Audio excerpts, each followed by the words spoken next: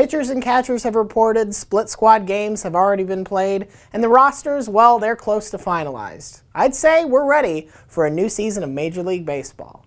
And guess who's back? Monday is opening day for every Major League Baseball team except for the Cubs and the Cardinals. And that raises an interesting question. What games should you be watching in a separate tab on your computer while you're supposed to be doing work?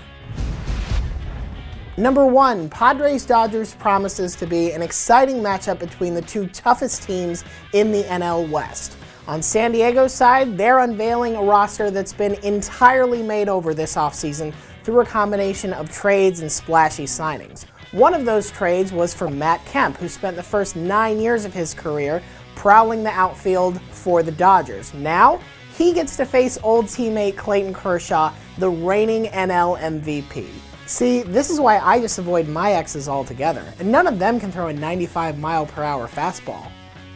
Except Karen. Number 2, after winning the American League pennant last year, and yeah, that still sounds pretty weird, Kansas City gets to start all the way over from scratch in 2015, and they'll do it without their best pitcher from last season, James Shields. He's no longer a Royal. They'll start the road back to the World Series against the White Sox, who traded for Jeff Samardzija and then signed him to a one-year deal, hoping that he can bring down their pretty terrible team ERA from last season.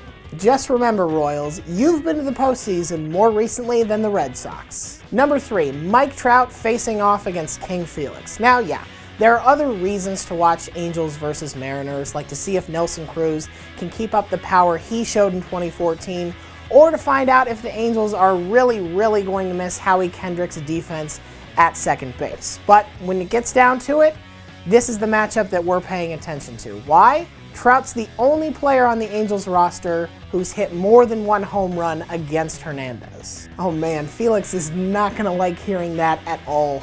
But let's be honest, we're all only looking for one thing on opening day, something to fill that Bartolo Colon-sized hole in our hearts. Oh man, it's like a grizzly bear trying to knit a scarf.